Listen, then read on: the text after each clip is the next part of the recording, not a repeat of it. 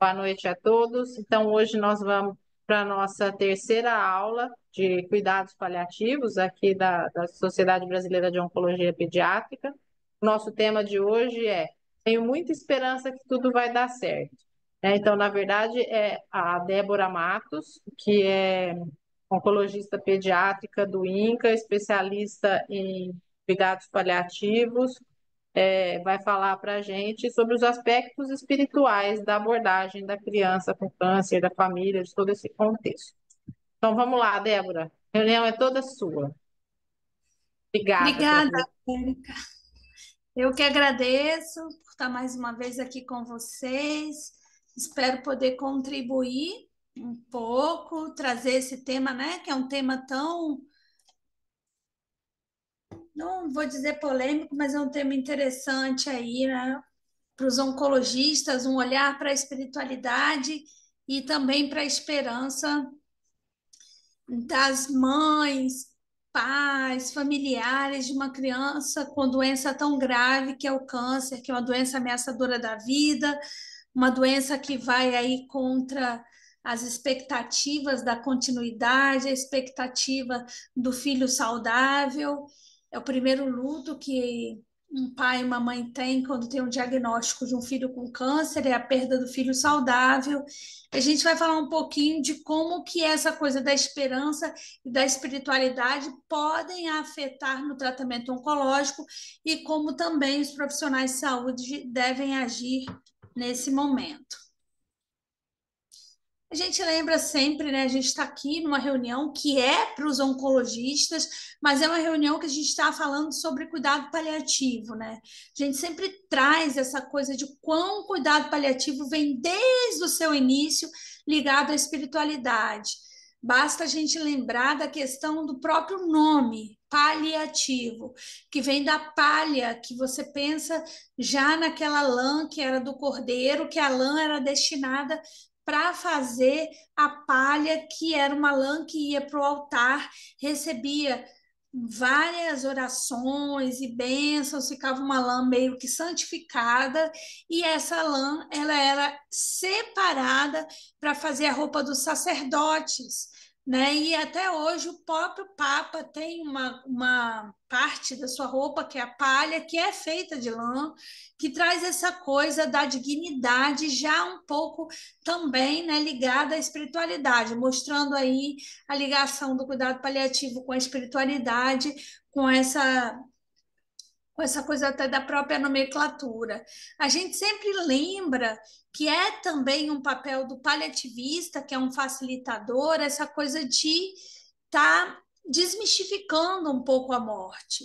Porque a morte, ela é vista hoje em dia ainda por nós latinos, sem falar em criança, falando mesmo aí no adulto, como inimiga a ser vencida. Ela virou a nossa principal opositora, quando na verdade a morte ela faz parte da vida. E se a gente consegue enxergar a morte como parte da vida, fica um pouco mais fácil a gente aceitando a finitude. Por que que eu digo um pouco mais fácil? Porque aqui a gente está falando de criança, a gente está no campo da oncologia pediátrica. Então, obviamente, a gente está falando de um processo que é visto como antinatural. A morte de uma criança é um processo antinatural. A gente não considera como um adulto, né, que você, até o Rubem Alves fala tão bonito, que a morte tem lições a nos ensinar. Quando a gente tenta vencê-la, a gente para de aprender as grandes lições que a morte tem para nos ensinar. Isso a gente fala quando a gente está falando de uma oncologia clínica. Quando a gente está falando da oncologia pediátrica, a gente está num campo onde a gente enfrenta o que a gente chama de antibiológico e antinatural. É importante a gente entender esses princípios para que a gente também entenda o sentimento do nosso interlocutor. E aí eu trouxe exatamente para vocês o que eu estava falando anteriormente do que diz o Rubem Alves quando ele diz assim, que houve um tempo em que nosso poder perante a morte era muito pequeno, né? E por isso os homens e as mulheres dedicavam-se a ouvir a sua voz e podiam tornar-se sábios na arte de viver. Hoje o nosso poder aumentou e a morte se tornou uma inimiga a ser derrotada. A gente foi possuído pela fantasia onipotente de nos livrarmos do seu toque. Com isso, nós nos tornamos surdos às lições que ela pode nos ensinar. Nos encontramos diante do perigo de que quanto mais poderosos formos perante a ela, inutilmente, porque só podemos adiar, mais tolos nos tornaremos na arte de viver. Isso, gente, é uma coisa que eu sempre falo em aula, porque o Rubem Alves ele traduz exatamente o momento em que a gente vive agora. A gente não quer mais envelhecer, a gente tem tanta coisa, né? Fio daqui, é tanta toxina, são tantos procedimentos. Antes a gente só não queria morrer, agora a gente também não quer passar pelo processo de envelhecimento. Isso, assim, uma atualização do software aí da humanidade. Mas o Rubem Alves ele já vem mostrando para a gente o quão é complexo essa coisa da gente achar que o antagonismo a morrer é viver, quando não é, né? O contrário à morte é o nascimento.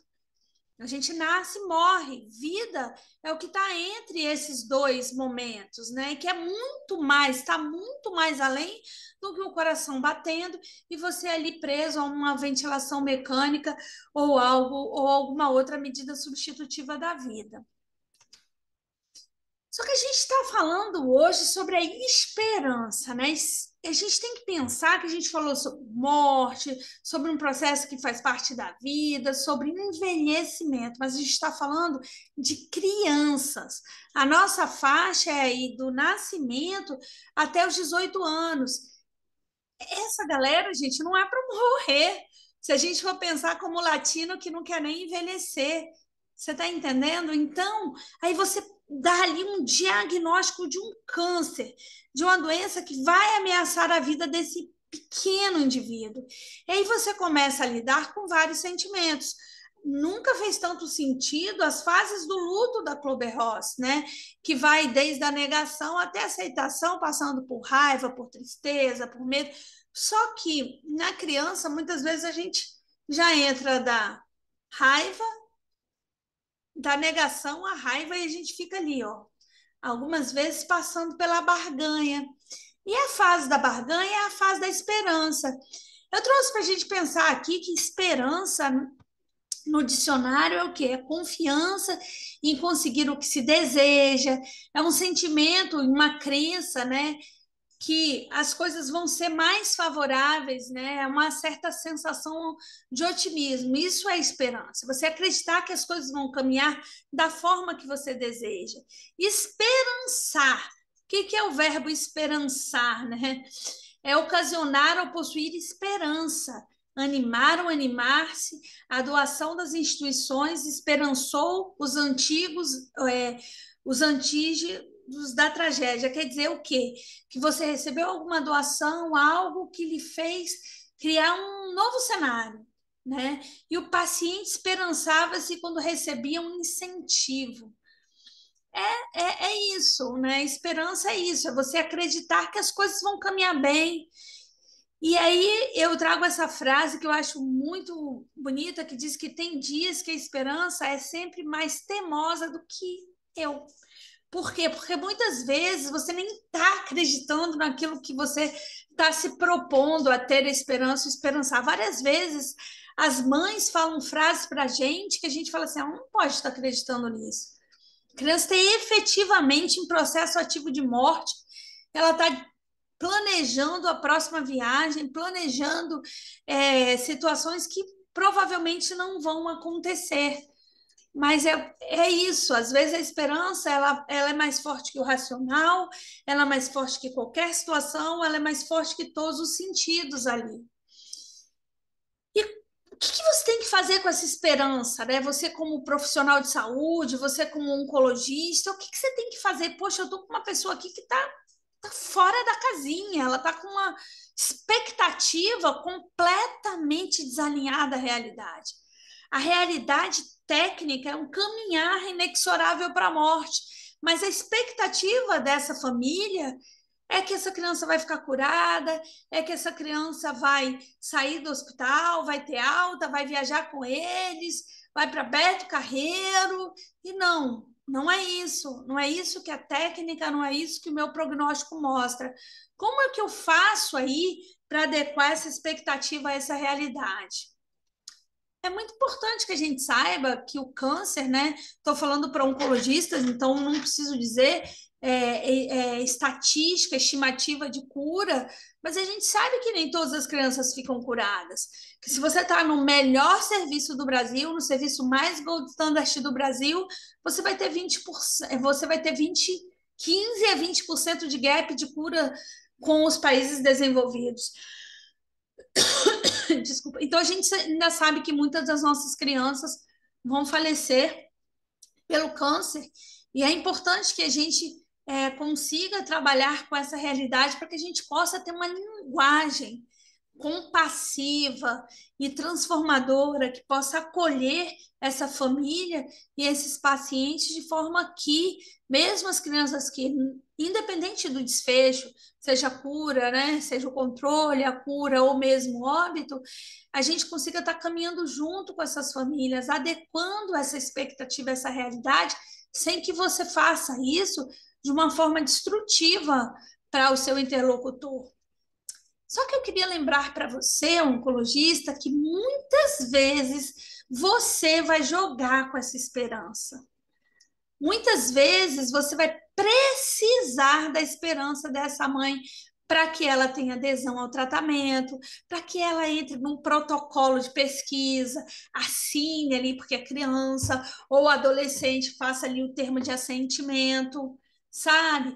Muitas vezes você vai tornar essa esperança maior porque você vai ter uma inabilidade de comunicação, então você vai resolver positivar situações que não podem ser positivadas. E existem outras questões que são aquém da ética, que não tem nada a ver com a gente que está aqui, mas de pessoas que usam a esperança para questões que não são éticas, questões que envolvem recursos financeiros e outras coisas que a gente nem gosta de falar, mas a gente sabe que algumas pessoas trazem, né, para o campo da oncologia, do tipo, enquanto há quimioterapia, há esperança. A gente sabe que a grande maioria, eu digo 9999 dos oncologistas, principalmente os oncologistas pediátricos, eles não estão tão interessados em recurso financeiro, eles estão muito interessados em manter a criança viva. É muito mais para uma obstinação, porque para que essas questões que a gente fala que são aquém a ética. Mas tudo isso faz com que você jogue com a esperança, né? O oncologista jogue com a esperança da família. Aí chega uma hora que não tem mais que ter esperança. Não tem como mais manter esperança. E aí você está mesmo frente a uma doença incurável, a um sofrimento extremo, e aí você vai falar assim: a família é maluca, eles são fanáticos, eles não perdem a esperança, eles esperam um milagre. Notem que é uma balança, né? Uma hora a esperança é boa para a gente, outra hora a esperança desestrutura essa nossa balança. Isso é o que a gente tem que pensar, gente, porque em todo momento a gente lida com emoções e sentimentos, né? Eu digo para vocês que a equipe interdisciplinar toda, eu nem não só o médico, mas todos os profissionais, fono, físio, nutricionistas, enfermeiros, psicólogos, terapeutas ocupacionais, todos eles, né, vão estar lidando ali com a esperança da família. E a gente tem que entender que muitas vezes isso é um caminho bom para que a gente institua o nosso tratamento e depois é contrário para que a gente interrompa esse nosso tratamento. E aí, a gente pode tirar a esperança? A gente sempre fala sobre isso. Muitas pessoas já têm até essa resposta que a gente não deve tirar a esperança, né? E aí eu trouxe essa frase do Kafka que diz assim: mesmo no caso de a esperança ser muito pequena, não tenho o direito de não usar a minha possibilidade. E é isso. Você tem um filho doente, quantas vezes você que está aqui me ouvindo já não ouviu assim, tinha 1%, e se é esse 1%, eu vou lutar por esse 1%, né? Falaram para mim de 10%. Poxa, se 10 ficam curados, meu filho vai ser um desses 10, né? Eu vou usar cada pedaço da esperança como se fosse meu fôlego. Então é isso, gente. Às vezes a esperança é o que faz com que essa mãe, com que esse pai acordem todos os dias e consigam trazer essa criança para o hospital para continuar o seu tratamento. E quando você faz uma forma de você desesperançar, de você tirar a esperança, você pode estar até atrapalhando diretamente o tratamento dessa criança. Então, o que você tem que fazer é adequar expectativas.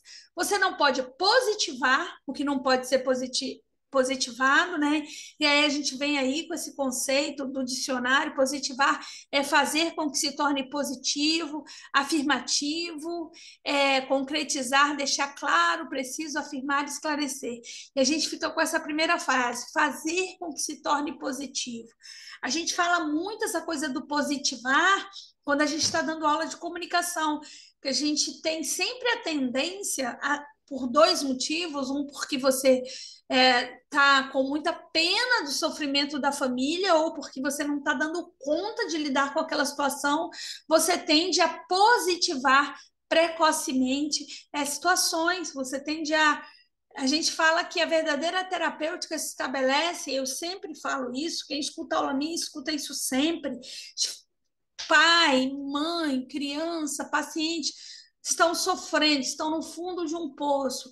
Positivar é jogar a corda, é tentar tirá-los de lá, em vez de você descer, entender o que eles sentem numa relação empática e aí então lidar com essa dor, né?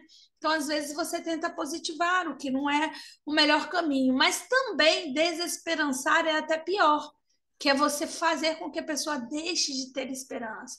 Ficar sem esperança é uma ausência de estímulo, é um verdadeiro desânimo. Quando, na verdade, o que a gente quer é adequar ali a expectativa à realidade, né? A integridade, adequar a realidade à nossa palavra, em outros termos, manter promessas e preencher expectativas. O que você pode fazer, você vai falar, você vai pactuar. E o que você não pode, você não vai pactuar, mas você vai mais ouvir. Muitas vezes, para você não desesperançar, você não vai ter que ter uma resposta pronta. A sua resposta vai ser o ouvir, o acolher, o estar presente, o vínculo no olhar, o toque, a possibilidade de novas conversas. Porque às vezes a palavra, ela por si só, já vai ser muito ali naquele momento e já vai causar uma desesperança. E aí a gente fala um pouquinho, né? Nós já trouxemos todos o conceito aí de esperança e de como isso pode funcionar na oncologia. A gente fala um pouquinho aí da espiritualidade, né? E o que é a espiritualidade? Só para a gente trazer isso para perto. O oncologista, ele é muito prático, assim, né? Cada vez mais a gente, oncologista, a gente vem se abrindo às outras dimensões do sofrimento, que não só o sofrimento físico. A gente vem se abrindo ao sofrimento psíquico, social, mas a gente tem que entender que tem também um sofrimento muito grande espiritual. E a gente precisa entender que a espiritualidade é exatamente essa busca por significado. E não tem hora que você busca mais por significado que quando você está sofrendo. O sofrimento, ele traz uma necessidade de ressignificar coisas, de se conectar com algo que transcende, que é mais sagrado, que lhe dá paz, que é o que é a espiritualidade, do que qualquer outra coisa, né? A gente sabe que a ausência de sentido é o que traz maior sofrimento. Quando aquela dor, a gente traz o exemplo aí da dor do parto, é uma dor imensa que tem um sentido imenso também. Então, ela é uma dor com sentido, ela não traz sofrimento. Mas tudo que traz dor e não traz sofrimento e não traz sentido, traz muito mais sofrimento. Então, a espiritualidade é isso, é quando você se conecta com algo maior, né? E vai trazer o que é sagrado para você, o que vai te dar paz, o que vai te dar sentido nessa caminhada.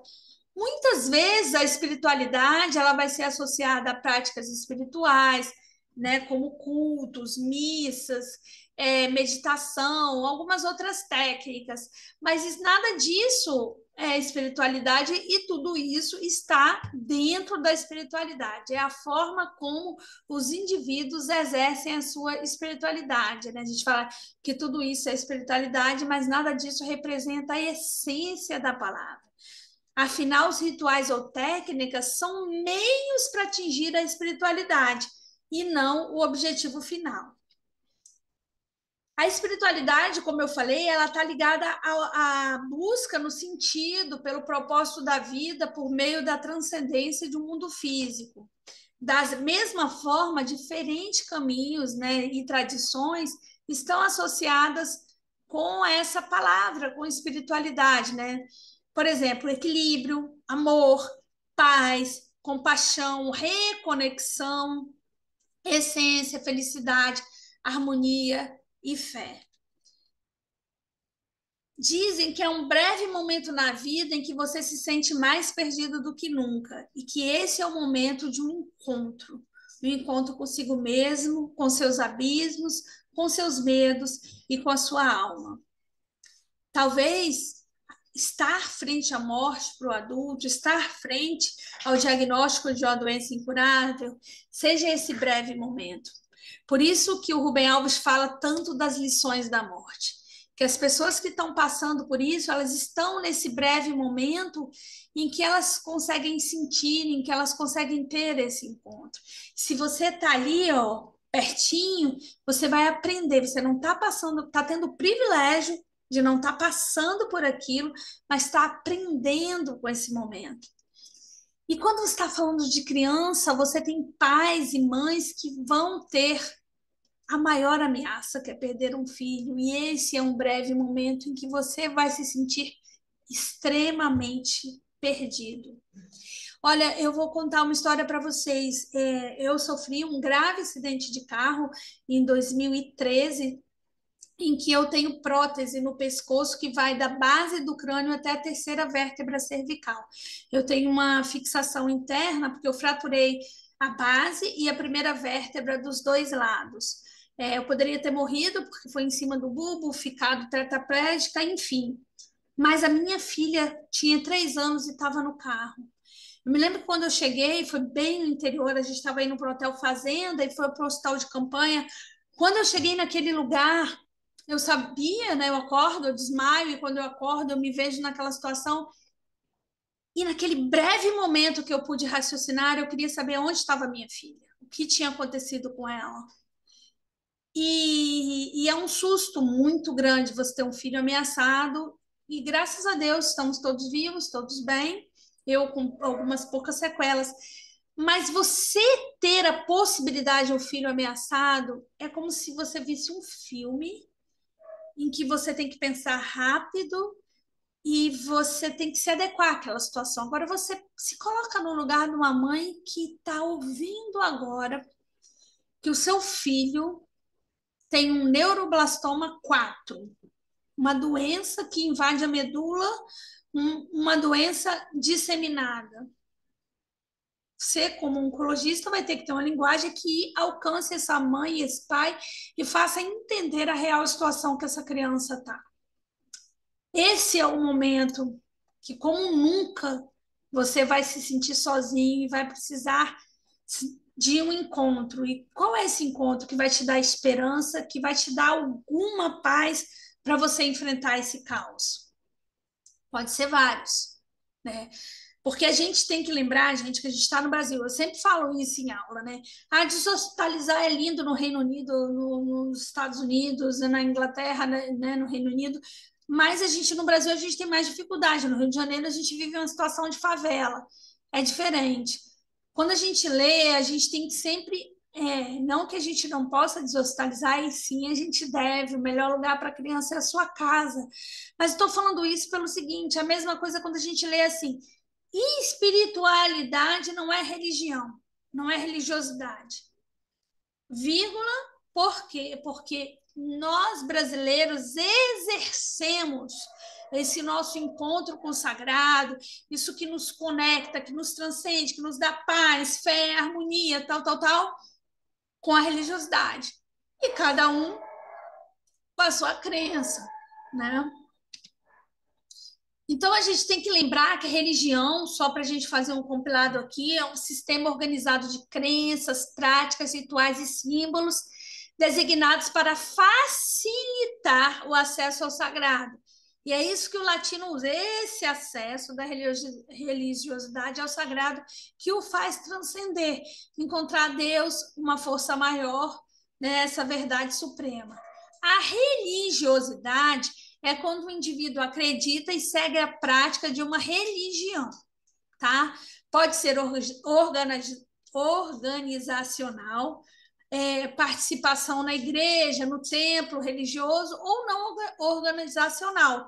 Ou seja, ele não está ali organizado, né? Mas ele está rezando, lendo seus livros, assistindo seus programas religiosos ali sozinho. Ele pratica sua religiosidade sozinho, ou ele pode praticar em grupo. E a espiritualidade, conforme eu já falei, é uma busca pessoal para entender questões relacionadas ao fim da vida, ao seu sentido, sobre as relações com o sagrado ou transcendente, que pode ou não levar ao desenvolvimento de práticas religiosas ou de formações de comunidades religiosas. E aí, gente, a gente tem algumas escalas, e eu vou trazer para vocês. E aí, se vocês oncologistas depois quiserem, essa aula vai ficar gravada, vocês podem pedir para a gente, né? A gente utiliza algumas para fazer a nossa anamnese. Uma delas é a FICA, né? Que a gente mede fé, importância ou influência, que o quanto essa fé, essa crença religiosa é ativa na vida dessa pessoa, né? A comunidade, você faz parte de alguma comunidade religiosa, espiritual, ela te dá suporte, é muito importante para você saber o que você vai trazer para o tratamento ou não. E depois de você ver, olha, a fé, você se considera religioso ou espiritualizado? Você tem crenças espirituais ou religiosas que te ajudam a lidar com os problemas? Se não, o que dá significado à sua vida? Porque aí você está abrangendo. Não é o contexto da religiosidade. Eu não tenho religião, tá? Mas e como que trabalha essa sua espiritualidade? Porque se a gente não fizer isso, como é que a gente vai trabalhar as crianças de pais que são ateus? Ateu não tem espiritualidade? Claro que tem. E é dentro dessa importância que a gente vai poder estar trabalhando aí essa questão. E aí, depois de você aplicar essa escala, você vai ter que ver a influência que isso tem na vida do seu paciente, tá? Tudo bem. Você viu que essa pessoa ela tem esse tipo de crença e tudo, mas qual a importância que isso vai trazer para o tratamento dentro da oncologia? E mais, dentro desse grupo, a comunidade é importante, né? Qual é a ação que isso tudo vai ter no tratamento oncológico dessa criança? Como você gostaria que o seu médico ou profissional da área considerasse a questão da sua religiosidade, espiritualidade no seu tratamento? O que você quer? O que você pensa? Como que a gente pode te ajudar, né? Indique, remeta algum líder religioso, alguém que você quer que venha. A gente faz muito isso, tá? Dentro do INCA, a gente tem o Núcleo de Assistência Voluntária Espiritual, que está sempre nos ajudando com esse contexto de fazer esses atendimentos pontuais às famílias que precisam de um líder religioso. E a gente tem também o índice de religiosidade da Universidade de Duke, né? E aí que vai ver várias coisas. Eu não vou ficar lendo tudo aqui para vocês, mas analisa mais precisamente, tipo, com que frequência você vai à igreja, ao templo, ao encontro religioso, com que frequência, que tempo você dedica, isso é para religiosidade mais, né? Em minha vida, eu sinto a presença de Deus ou do Espírito Santo, no caso aí do cristianismo. As minhas crenças religiosas estão realmente por trás de toda a minha maneira de viver. E é interessante porque que as respostas são totalmente verdade para mim, em geral é verdade, não estou certo, em geral não é verdade, ou não é verdade, tipo, não. As minhas crenças religiosas não estão por trás da minha maneira de viver. Aí tem uma outra última pergunta que é: eu me esforço muito para viver a minha religião em todos os aspectos? E aí as mesmas respostas. E a gente tem também a escala de esperança, né, que é a escala Hope de esperança, que avalia a disposição emocional positiva direcionada ao futuro. E aí ela tem 8 frases, né, essa escala afirmativas, para que os pacientes respondam o quanto cada uma delas se aplica a eles. E aí, assim, é uma escala de 5 pontos, sendo 1 correspondente a totalmente falso e 5 correspondente a totalmente verdadeiro. E aí você vai ver qual que é essa esperança, esse grau, né, que essa família ou esse paciente. Estado de otimismo, médio otimismo definido em termos de expectativas positivas, aquela coisa do positivar, e negativas com relações a exemplos futuros. E aí já são 10 frases, tem ali toda a forma de você aplicar. E essa a gente não utiliza muito para criança, né? Nem é de otimismo e nem de esperança, elas estão validadas, mas são utilizadas.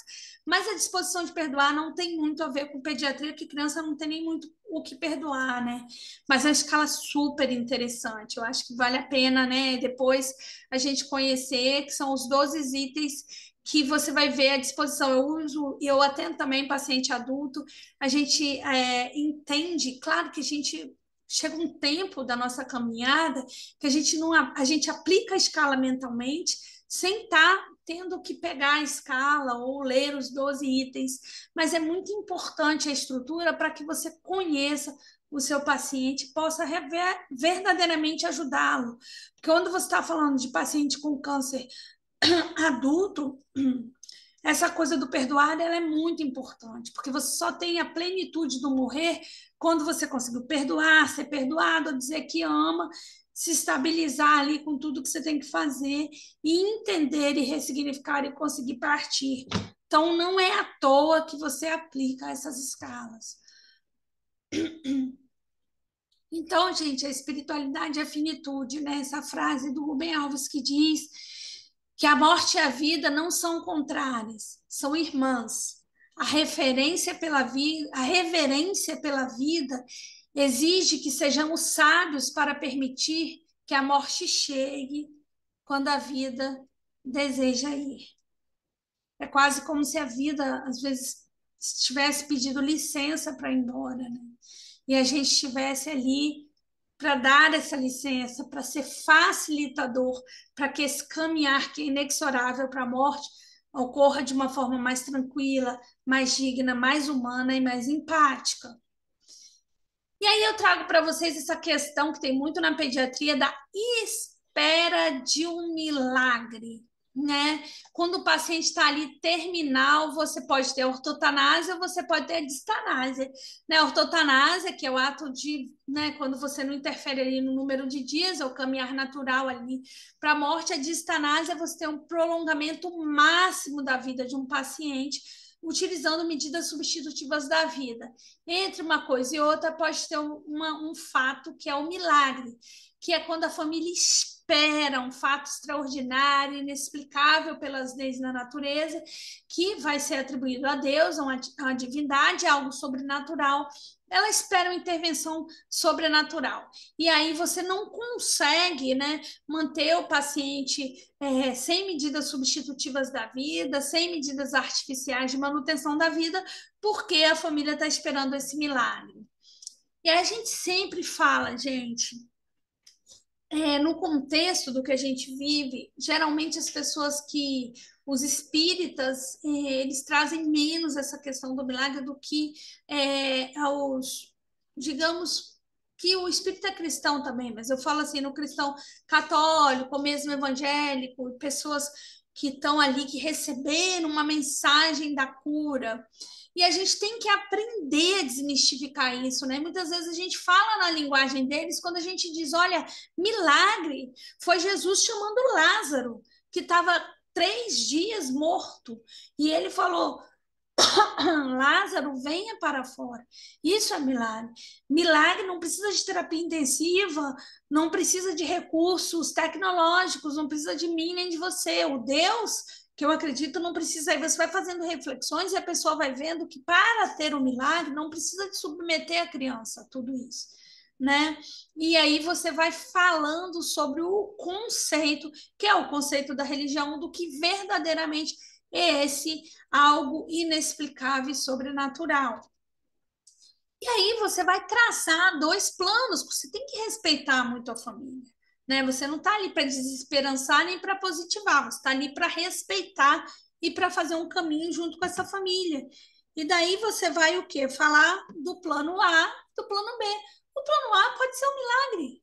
O plano A da família, que ocorra um milagre, e você vai dizer assim, olha, eu estou ali, não estou na primeira posição, porque está você, seu marido ali encabeçando essa fila, mas eu estou junto com vocês. Eu quero esse milagre. Porém, o milagre é o sobrenatural. Agora, eu tenho que falar para vocês do que é técnico, do que é científico. A gente precisa traçar um plano B, um plano de cuidado para que, se o milagre que vocês esperam não ocorra, porque é o plano B que vai proteger esse paciente.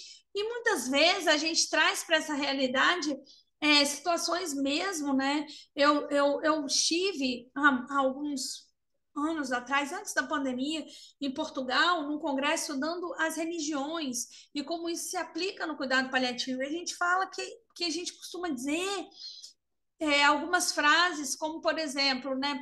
Para o cristão, tem muita força quando você mostra na Bíblia situações em que o milagre realmente não aconteceu, né? O próprio filho de Davi. Davi era um homem segundo o coração de Deus, que o filho morreu, ele jejuou, orou, se rasgou, ficou vestido de pano de saco e a criança não sobreviveu.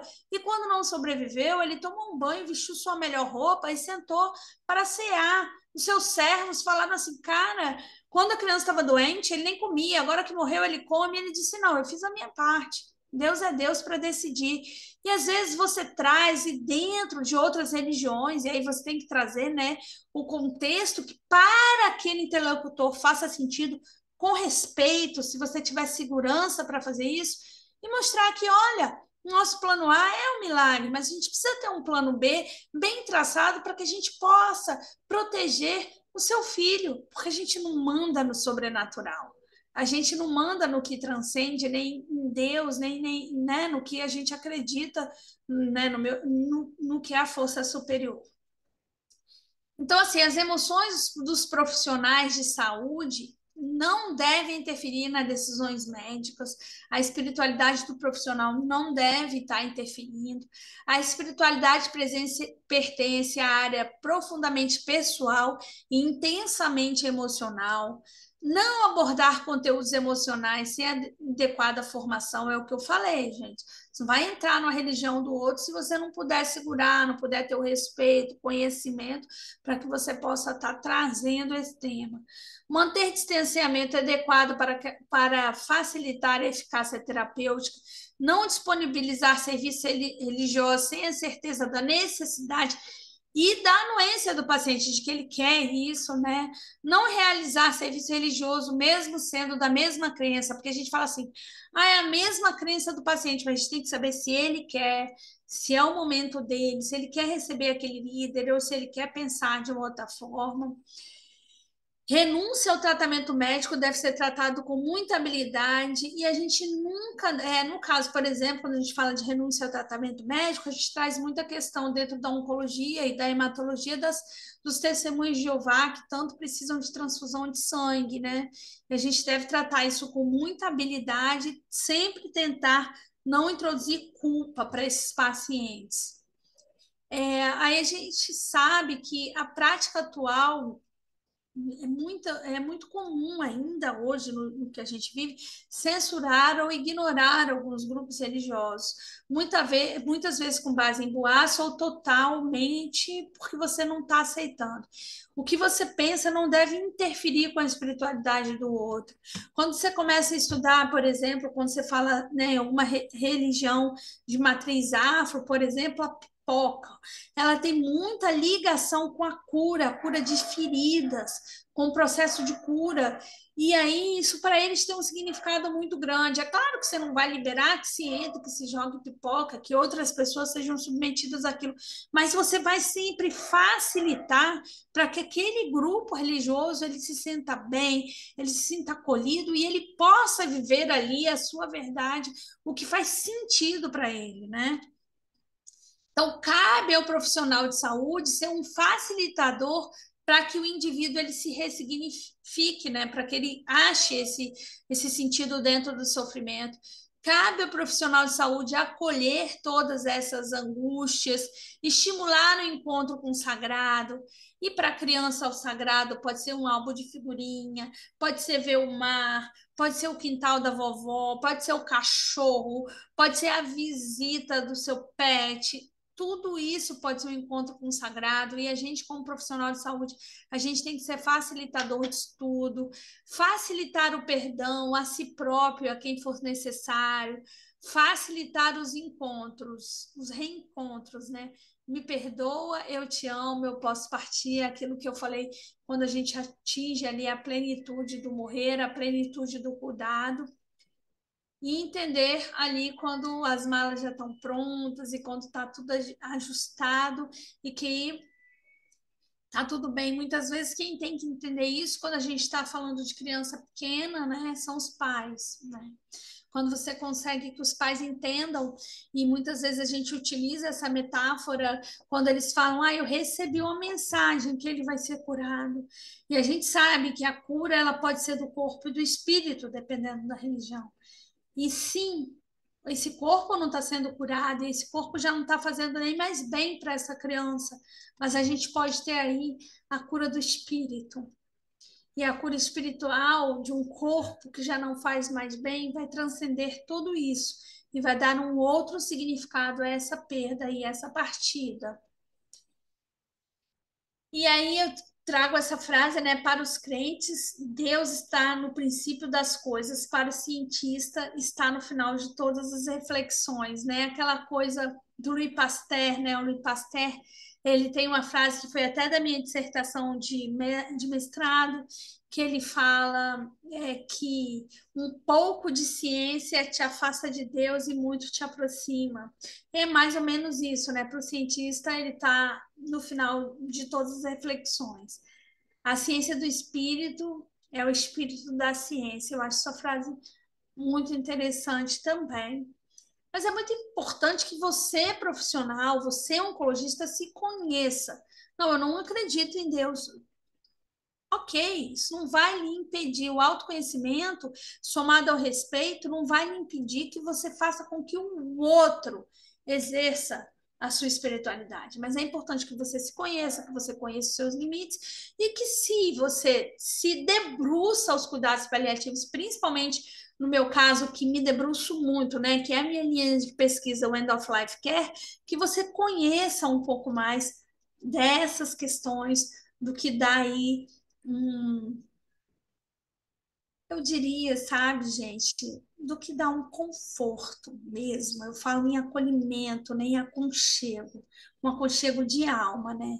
Quando você faz, eu falo que você fazer uma anamnese espiritual é você fazer uma anamnese da alma. Então, só para a gente finalizar, para a gente refletir aí, né? A morte não é um evento antinatural, não é, gente. Não é que a gente acredite que seja normal criança morrer, mas a morte, ela faz parte da vida, né? O luto é realmente o preço de amar, e quanto mais você ama, e se é filho, o luto vai ser mais intenso mesmo. A gente tem que saber acolher e trabalhar com essas coisas. Pensar sempre na nossa linguagem de comunicação, na verdade piedosa, sempre há verdade. Eu falo que mentiras sinceras não nos interessam. O que nos interessa é uma verdade piedosa, uma verdade sem tirar a esperança. E o que a gente pede, a nossa bandeirinha, cuidados paliativos para todos. Eu sou oncologista, eu não quero me debruçar sobre nada disso, eu quero entender, eu quero conhecer. A atenção paliativa é prerrogativa de todos, mas eu quero chamar um especialista, eu quero o grupo de cuidado paliativo junto comigo, equipe interdisciplinar, o pessoal que vai trabalhar o sofrimento multidimensional melhor do que eu, porque eu quero mesmo contar sobreviventes, fazer protocolos e dar 70 anos de vida para crianças curadas. Tá tudo bem. A gente quer só dar um approach, a gente quer só dar mais uma cerejinha aí nesse bolo que pode estar melhor quando a gente trabalha em várias mãos, a gente trabalha aí a interdisciplinaridade. Termino, né, deixando aí para vocês o meu Instagram, para vocês seguirem e para tirarem dúvidas, se tiverem alguma sobre esse tema ou outros relacionados a cuidado paliativo e oncologia pediátrica. E com essa frase do Ariano Suassuna, um nordestino porreta, que dizia que o otimista é um tolo, o pessimista, um chato. Um bom mesmo é ser um realista esperançoso. Obrigada aí, gente. Nossa, Débora, muito legal. Gostei muito da sua abordagem. É, a gente não estava esperando nada por essa noite, ó, tivemos uma noite maravilhosa e temos público, sim. Você achou que era só eu e você? Mas nós estamos aí com. Mas você viu que eu preparei uma aula para você. Exatamente, por isso que eu falei, eu amei, eu amei. Aquela assim, não sei se alguém tem pergunta, eu acho que a gente pode começar levantando a mão, abrindo a câmera, fazer uma coisa bem despojada, bem, né, informal. Eu queria começar assim, para você falar, você falou da anamnese espiritual. É, Quando você faz, como você faz, com quem você faz, dá todo, ensina tudo. Então, gente, o que que acontece, né? A gente muitas vezes, porque se a gente for pensar no conceito de cuidado paliativo assim, rapidinho, o que que é? Controle impecável de sintomas e controle de sofrimento em todas as dimensões, ponto final. Aí, quais são as dimensões? Psicológica, espiritual e social. Mas você faz isso? Você entendeu? Não, mas eu, como médico, não tenho que fazer tudo isso porque eu faço a medicina paliativa, então eu vou me focar nos sintomas físicos. Cara, não é muito assim, tá? Porque nem sempre você vai ter um capelão ali para estar trabalhando a espiritualidade e quase sempre você não tem. Então, eu já botei a espiritualidade assim no meu bolso, assim na minha conta, sabe? Claro que o psicólogo pode abordar essa questão, o assistente social, as outras pessoas da equipe podem trazer isso, porque estão interligadas com o sofrimento multidimensional, ele é quase que total, né? Ele se retroalimenta. Mas eu sempre, quando eu estou atendendo pela primeira vez, né, um paciente, e aí dentro do que eu estou falando, eu tenho ali a caixinha de eu começar, eu pergunto, perguntas abertas que fazem parte desses questionários e dessas escalas. Eu meio que mesclo as escalas, mas eu faço a escala que ela fica, eu pergunto: ah, você tem religião? Porque aí você começa a conhecer o interlocutor, sabe? Ah, é? Mas você pratica? Sabe? Aí você já está indo ali para religiosidade. O que que você acha que isso está ali, tem importância aqui no seu tratamento? Você está trazendo isso agora? Está mais perto disso agora? Eu pergunto para a mãe com esse diagnóstico. Às vezes elas desabam. Da primeira pergunta, tá muito mais perto, eu estava afastada. Aí as pessoas, e muitas vezes, Érica, é uma coisa muito comum quando você vai para esse poço, que é um poço, de falar assim: eu estava muito afastada, eu acho que isso até é um castigo. Eu tinha Uhum. saído da igreja e doutora, eu tenho certeza que isso tem um propósito, é para eu voltar. E aí você, opa, entendeu? Estamos aqui com uma pessoa sofrendo. Porque ainda de tudo, eu tentei só fazer a anamnese espiritual e ela está trazendo a culpa. E aí você já sabe que você tem que envolver outros personagens, psicólogo, né? E tem gente que precisa de um capelão mesmo. A gente tem aqui no HC4 o Bruno, que ele dá alguns helps pra gente, assim, que você fala, isso aqui é para faixa preta. Eu faço o meu, mas tem horas que você tem que pedir auxílio mesmo para quem vai estar ali ajudando melhor, né?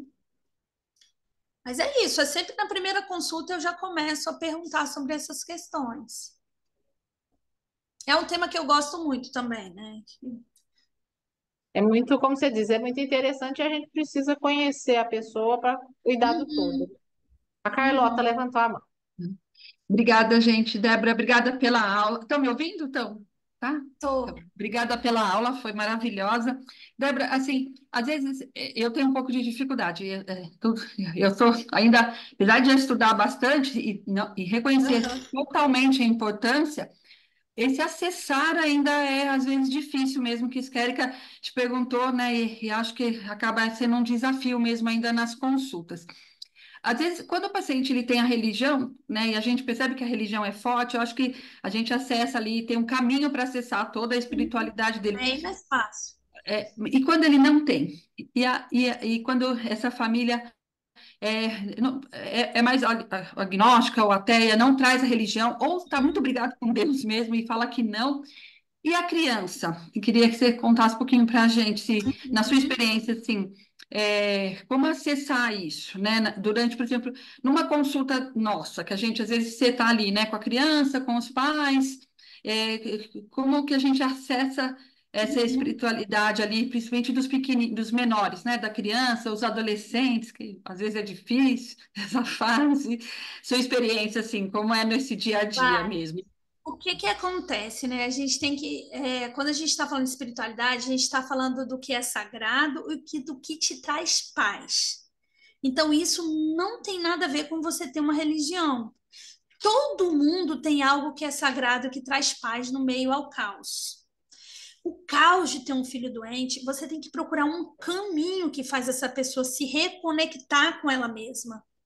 Porque isso é o que vai ajudar no tratamento, porque você não aborda a espiritualidade à toa, você aborda a espiritualidade para você dar força para aquela pessoa seguir aquele caminho, trilhar aquele caminho com você de uma forma melhor, sabe? E aí você, tenho religião? Não, não tenho. Não, não, não, não, não, inclusive eu não acredito em Deus. Não, você não acredita em Deus. E como é que você faz para você ter paz, assim, o que que te traz harmonia, em que você acredita? Eu já tive paciente de falar para mim que o que traz paz é a praia. Daqui do Copador, da gente levar ao mar, que a gente está em Copacabana. Sabe? Só tem uma coisa que me traz assim, eu choro, eu fico bem, me dá uma paz, um troço, é olhar o mar, sabe? Então você tem que entender isso, o que que é que vai transcender, porque nem sempre vai ser um ser superior. Podem ser outros caminhos, porque senão o ateu não tinha espiritualidade, né? O Bruno, ele conta uma história que eu acho muito bonita. Eu vou contar ela brevemente para vocês, que fala justamente sobre o que você me perguntou, sobre alguém que não acredita em nada. Ele fala que ele teve uma festa junina no HC4, que é o Hospital do Paliativo aqui do INCA, né? O INCA, todos os pacientes paliativos, eles vão adultos, criança não, fica com a gente. Mas o adulto, ele vai para o Hospital do Câncer 4. E aí é meio que um hospice e tal, e tem um serviço de assistência domiciliar. Eles fizeram uma festa junina, eles fazem várias coisas, casamentos, várias coisas. E aí, nessa festa junina, o Bruno entrou, que é o capelão, pegaram a mão do Bruno e falaram: você vai dançar um forró. E ele é pavoroso para dançar, é muito meu amigo, mas ele é desajeitadinho. E aí, o que que ele fez? Ele pegou a primeira mão que ele viu. Ele falou assim: o quê? Ele viu um cara, ele pegou a primeira mão e juntou e falou assim: dançam vocês. E aí o cara começou a dar um show de forró, mas foi um show assim, de tipo dança dos famosos. O Bruno falou assim: gente, o que é isso? E aí acabou-se aquilo, foi um negócio lindo, e o cara foi falar com ele, sabendo que era o capelão, e falou assim: eu queria falar com você. Aí o Bruno foi, ele falou assim: sabe, eu não acredito em Deus, mas hoje eu sei que eu tô morrendo. O que me dificultou de dançar já foi minha falta de ar. Mas eu sou dançarino de forró. E eu pedi hoje que eu dançasse meu último forró. E eu dancei, fui aplaudido. E aí o Bruno, e ele falou assim: será que isso é Deus? Porque isso me trouxe uma paz, mas eu não consigo acreditar que existe um Deus. Aí o Bruno falou assim: vamos chamar ele de Deus do forró? E aí eles criaram esse Deus do forró, e esse Deus do forró acompanhou ele até o fim de vida, sabe? Quer dizer, ele deu ali um significado e um sentido a uma experiência que eles viveram. Então, assim, é uma coisa muito individual. Claro, estar aqui com criança, você me perguntou, é muito mais difícil, porque a criança não vai te dar esse script todo, né, de você construir isso. Mas criança pode ser sagrado, sabe o quê? A última figurinha do álbum, comer um picolé de cajá do nordestino, você entendeu? Então é descobrir o que é importante, o que dá paz, o que dá tranquilidade, que nem sempre vai estar ligado à religião. Não, então, assim, para a gente entender, né, até por isso que você contou, na verdade, vai ser ali na narrativa, né, na hora que a gente está na consulta, no ouvir, a gente ir detectando aquilo que é importante para cada um. São os valores Isso, aí que trazem perfeito. significado para a vida deles, né? Tá, e os É a pequenininhos também, biografia. né? Tem que prestar muita atenção nesses pequenininhos também. Tá bom. Obrigada, Débora. Ah, Débora, deixa eu comentar uma coisa, só que às vezes, que eu sempre, às vezes, escuto um pouquinho, eu confesso que eu não leio tanto sobre espiritualidade, mas tem uma coisa assim, a gente sempre, às vezes, mexe muito com a espiritualidade e a gente lembra muito das coisas mais tristes, né? Que é o medo, a ansiedade, o sofrimento, a dor, mas também tem um lado muito positivo, que eu lembrei a hora que você falou, que para a família lembra alguém, né, da praia, né? E que às vezes a espiritualidade normalmente também pode estar ligada a muitas coisas boas, né? Que às vezes a gente esquece de olhar, né? Que, pelo menos para mim, acaba sempre pensando que é o sofrimento, é a perda, mas que pode para as pessoas ali ter muitas coisas boas mesmo. E como você falou agora, né? Que uma família que ir para a praia, ir para o mar e remete coisas boas em geral, Tem né? gente que é música, tem gente que a música clássica vai transcender, vai conectar com algo maior, entendeu? É a gente saber o que é para aquela pessoa, aquela coisa de você conhecer os valores, as crenças, os costumes. Quando a gente fala, isso tudo vai ajudar com que você consiga ser um facilitador aí para esse suporte espiritual. Obrigada, Débora. Obrigada, querida. Nada. Ninguém mais? Eu vou continuar perguntando aqui. A Carlota falou do lado bom. E o lado ruim? Quando eu estou de frente a um, não vou falar um fanático, mas eu tive um caso muito assim que ficou marcado que o pai era pastor e eles pregavam que tinha que passar pelo sofrimento para atingir o reino dos céus, entendeu? Então, o fim de vida da criança foi terrível, porque ele tinha que ter dor, tinha que ter dispneia, tinha que ter todo o Vocês discutiram sofrimento. esse caso, eu acho que numa bioética dessa Exatamente. criança. Eu Foi participei. assim, Foi um como caso a que marcou. gente quebrar isso, entendeu? Quando é a religiosidade, né, do lado negativo, vamos colocar assim. O que que acontece, né, gente?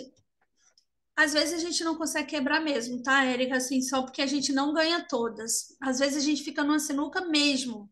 Só que conosco, né, que somos pediatras, é muito mais sério ainda, porque a criança, ela não cresceu para ter aquela religião. A escolha não é dela. É igual quando eu escrevo aqui para aquele plantão 24 horas, antes de transfundir testemunho de Jeová, várias vezes o juiz responde assim: a criança não é testemunho de Jeová. Salve a criança, para que ela cresça e seja testemunho de Jeová. Você entende? Então, às vezes, a criança ela está pagando pela espiritualidade, pela religiosidade, que a gente está falando de religiosidade. É quando, né, a crença, né, os dogmas são tão fortes que interferem na forma de viver. A criança ela está passando por um processo que ela está meio que pagando a conta da religiosidade de outra pessoa. Então, o que a gente tenta são estratégias de trazer um líder daquela religião, pessoas, né, que a gente consiga brifar e consiga conversar para tentar seduzir mesmo, convencer de que aquele caminho não é o melhor. Muitas vezes a gente não vai ganhar, mas assim, a gente tenta com esses personagens, porque nós falando, né, assim, não vai ter tanto efeito como um líder daquela religião, principalmente daquelas pessoas que são muito vinculadas à religião. Né? Mas às vezes, gente, olha, eu tive um paciente, que o nome dele era até Isaac. Estou contando isso por causa daquela coisa do sacrifício de Abraão a Isaac. E aí, né, da Bíblia. E aí, depois da gente chamar o líder daquela religião, o pai aceitou que fosse desarticulado o membro da criança e ele disse: eu vou dar o meu Isaac em sacrifício. Só que, na verdade, ele esperava que na hora que tirasse o curativo ali, não tivesse mais tumor. E, na verdade, tinha. E começou uma gritaria, gritaria. Eles não deixaram que fosse feito o procedimento, né? Não deixaram. Quer dizer, acreditaram até a página 2 porque eles acreditaram no milagre. O milagre não veio, então virou-se um caos. E a gente teve que administrar aquilo ali de última hora, porque a gente tinha um cirurgião que começou a falar: gente, agora eu não opero nem se eles quiserem, porque eu não tenho nem condições emocionais de fazer uma cirurgia que. Então, sim, muitas vezes a questão da religião vai interferir no nosso trabalho, diretamente. Às vezes a gente consegue, com essas estratégias, às vezes a gente não consegue.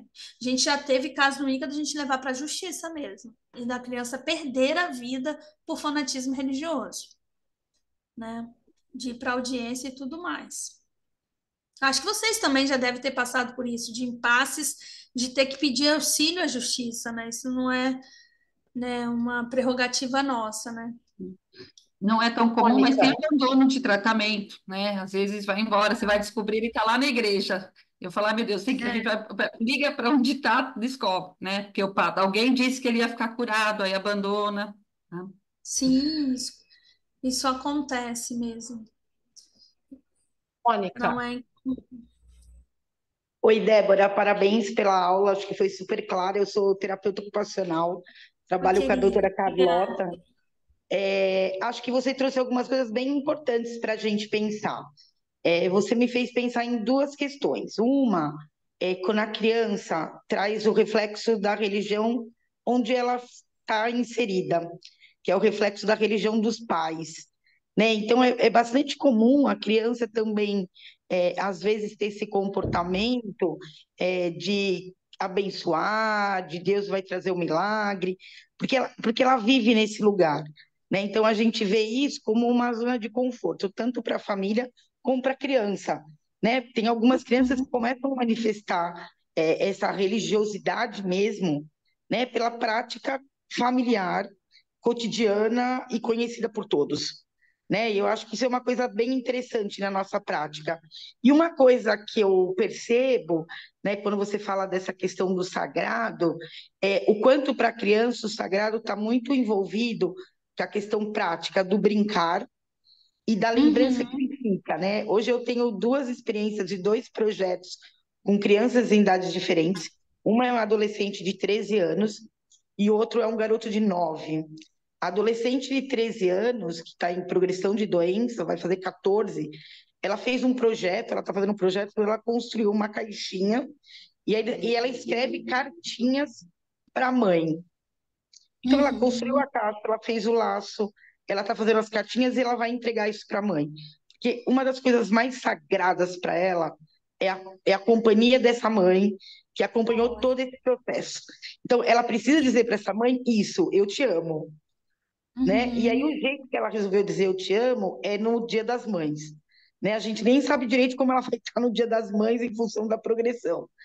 E um outro garoto que começou a construir uma maquete da Torre dos Vingadores, e ele disse assim para mim: eu estou construindo isso para deixar para as outras crianças que vão vir brincar aqui com você. E Olha foi o isso. jeito dele falar para a mãe, né? A mãe falou: mas a gente vai levar para casa? Ele falou: não, eu vou deixar aqui para as outras crianças brincarem, né? Então, o quanto esse sagrado da criança às vezes é tão impactante e diz e ajuda esses familiares no sentido de dizer para essas pessoas: eu sei o que está acontecendo comigo, né? Só deixa eu mostrar de que jeito é. Obrigada. Muito, muito legal, é exatamente isso. Ele falou da finitude para a mãe, eu estou partindo, porque quem vai brincar são os próximos que vêm. Foi a forma que ele achou, né? É Sim. interessante. Gente, assim, aí até queria ouvir vocês também, né? Que estão aqui, que têm até mais experiência do que eu. E quando a gente passa por experiência mesmo, assim, quem é que não tem uma história de algo que você fala assim, houve algo aqui que fugiu ao contexto do que é natural, né? E isso ocorre, gente, no dia a dia. Eu não estou nem falando para vocês assim de grandes milagres, mas a gente já teve situações de crianças de falarem, né, da mãe perguntar pro hematologista, como aconteceu no INCA, né, o pai embarcado, e falar, ele precisava que ele passasse o final de semana vivo, porque segunda o pai chega, ele está correndo, ele vai chegar, e fala: olha, eu não posso dizer para você sobre isso, se ele vai estar vivo ou não, tal, e a mãe voltar ao quarto e a criança, sem ter escutado nada da conversa, falar: Não, mãe, eu vou passar esse final de semana, eu vou estar aqui como um adulto, né? Aí me chamaram e falaram: Como é que pode? E aí você fala: Isso é o quê? Isso é espiritual? Isso é espiritualidade? O que que você acredita? E aí a gente, em equipe, a gente tem que trabalhar também isso de tipo: Olha, ocorreu. Eu vi, ele realmente falou, mas nem tudo a gente tem explicação, nem tudo a gente sabe exatamente o que está acontecendo. E a oncologia pediátrica tem muito isso. As crianças às vezes trazem dados, trazem fatos, contam histórias que a gente muitas vezes não vai ter resposta, né? Porque a gente não tem resposta para tudo. A gente médico acha que a gente cerca tudo, a gente profissional de saúde, né? Que a gente tem. E às vezes não, às vezes vai acontecer coisas que você não vai ter resposta e vão ter coisas que nos seus olhos ali naturais não vão fazer tanto sentido. E tudo bem, vamos caminhando, né? Acho que são os pequenos milagres do dia a dia, né? E a gente Não até, é? muitas vezes a gente fala, acho que não vai aguentar. E ele fala que vai, né? Tipo, igual essa história que você contou, e ele tá vivo no dia que a família chega. Então, eu acho que assim, é um terreno que a gente acaba envolvendo muita coisa, né? Porque como você colocou, a culpa, que é igual a Gisele colocou aí no chat, né? Que o Jeová, às vezes, né, a família se sente culpada de permitir a transfusão ou de não permitir a transfusão. Então, a gente tentar ver isso, como que a gente, né, ajuda nisso. A esperança, né, que muitas vezes ela está aí no meio da espiritualidade, né, por isso que eu achei muito legal, porque a abordagem que você fez. Porque, né, é como diz o Daniel Ford, a gente só tem esperança quando a gente tem luto, quando a gente tem um sofrimento, né? Porque se a gente está aqui de boa, não tem esperança de nada, não é verdade? Uhum, Se acontece uma coisa meio assim ruim, eu começo a ter uma esperança de que vai melhorar, uma esperança. melhor. Então, eu acho que ela funciona muito nisso, e eu acho que é nossa função meio que conduzir essa esperança, porque ela vai mudando, né? Isso. Então, eu acho que é muita coisa junto e misturada nesse tema, né? Porque o existencialismo, que a gente às vezes pega, né? O adolescente, eu lembro de uma vez que chegou e falou, começamos com um papo meio assim, ele meio que puxou o assunto, e aí ele virou e falou assim, mas doutora, a vida é só isso? Se for só isso, é muito ruim, é muito pouco. Entendeu? Então, você imagina o nível, né, de existencialismo ali que estava naquele adolescente. Uhum. Nós tivemos um outro que era muito engraçado, porque assim, a mãe era de uma religião, o pai era de outra, né? A mãe era católica e eu acho que o pai era evangélico. E ele frequentava as duas na boa, né? Até que a doença foi, né? Até que ele ficou doente, a doença foi piorando e tudo. E aí, na hora que, né, ele estava bem, no final, um puxava para um lado e o outro puxava para o outro. Ele tem que ir na igreja, ele tem que ir não sei o que lá. Aí ele virou e falou assim, chamou um dia sozinho, aí ele falou, a senhora sabia que eu já fui em tudo que tem aqui na cidade? Eu fui até no Seixonoye, que eu descobri que nem sabia que tinha aqui em Barretos. Então ele já tinha ido em tudo. E aí, eu não achei que nada me ajudou. Pelo contrário, eu acabei descobrindo coisas que a senhora nem imagina. O pastor tem amante, não sei o quê, não sei o que acontece, entendeu? Então ele ficou tipo, ele se desmanchou na religiosidade porque ele viu que tinha um monte de defeitos, um monte de problemas, um monte de coisa que ele, de tanto que ele acabou investigando. Então Uhum. é um tema, né? Como diz a Carla, é muito difícil, a gente acho que estuda pouco, pelo tanto que a gente deveria estudar, da abrangência que é. A outra coisa que você falou, né, da culpa, eu acho que a culpa ela é tão presente e a gente muitas vezes acho que menospreza, né? Porque sempre Sim. traz uma culpinha ali, a mãe, porque ela, né, não percebeu o câncer antes e está disseminado, né? É uma culpa meio velada. Isso, porque eu estava afastada de Deus. Para a gente ajudar nessa ressignificação, eles que têm que achar esse sentido, né? Por que que essa culpa, como resolver tudo isso, né? Então, achei muito bom. Gente, que vocês não têm mais nada para conversar, só eu.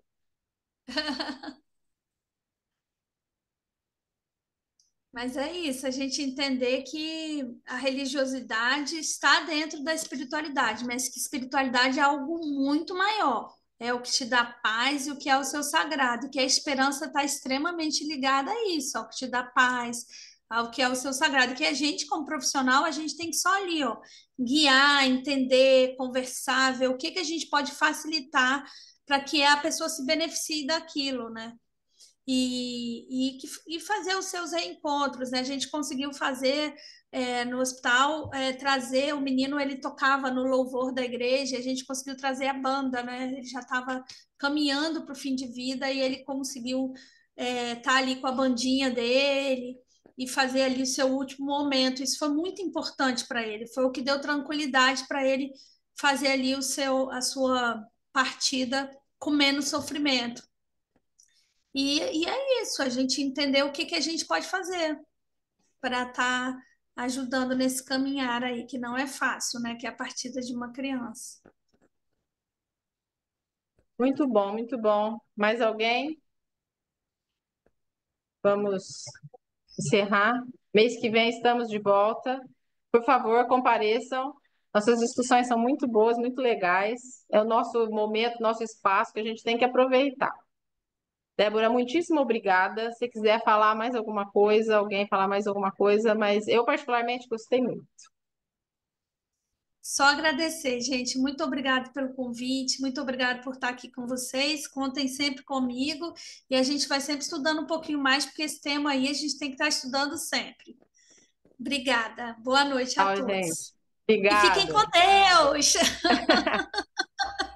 Tchau, tchau. Tchau.